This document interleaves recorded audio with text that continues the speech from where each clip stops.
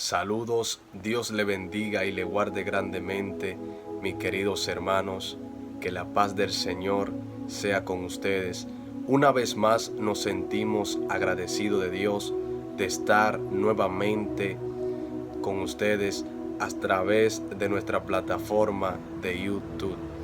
Si no te has suscrito, te invito ahora que te suscribas y active la campanita de notificación para que día a día también puedas ser en los primeros en ver nuestros videos de prédicas y enseñanza. Quiero que usted abra su Biblia enseguida en el libro de Primera de Corintios, su capítulo 2, verso 14. Y dice así la palabra de Dios: pero el hombre natural no percibe las cosas que son del Espíritu de Dios, porque para él son locura, y no la puede entender, porque se han de discernir espiritualmente. Lo primero que Pablo dice aquí, que el hombre natural no puede percibir las cosas del Espíritu, o el hombre que no es espiritual no puede recibir las cosas del Espíritu de Dios. ¿Por qué no la puede recibir? Porque vive una vida pecaminosa, porque vive una vida apartado de Dios.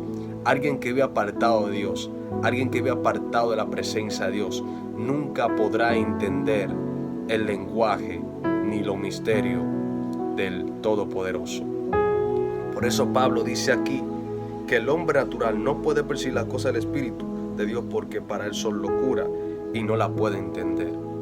Esto es locura para los que se pierden, pero esto es poder para los salvos.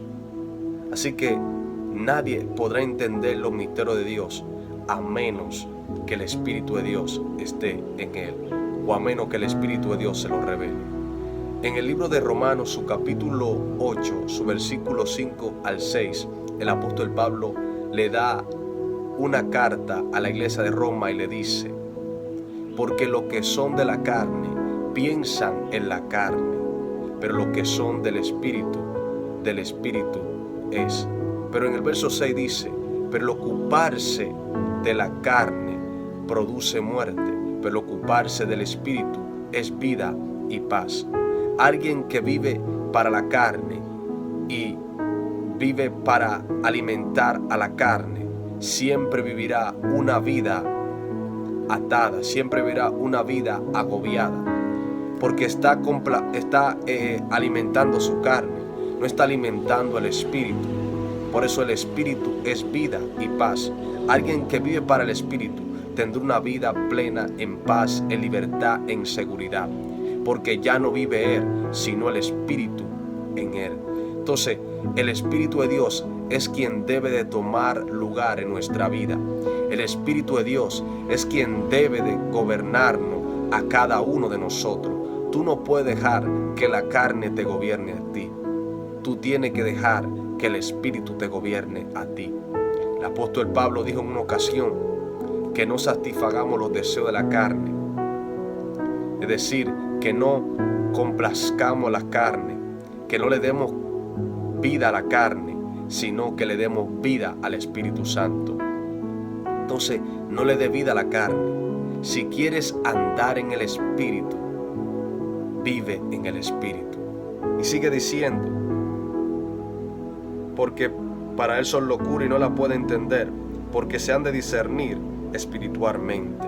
Solo aquellos que han muerto a la carne podrán entender la soberanía de Dios, podrán entender el lenguaje de Dios, podrán entender lo que el Espíritu de Dios quiere decirle. Por eso dice que se han de discernir espiritualmente. Y la palabra discernir significa discernir entre lo bueno o lo malo, cuando algo es bueno o malo. Tú tienes que entender esto, que solo las cosas las vas a aprender a discernir es en el Espíritu. Pídele a Dios que abra tus ojos, que abra tu entendimiento para que puedas entenderlo. Todos esos hombres en la Biblia, Dios le habló por medio del Espíritu. todo lo que Dios le dio a revelar fue por el Espíritu, porque vivían una vida para el Espíritu y murieron a la carne. Dios te bendiga y Dios te guarde.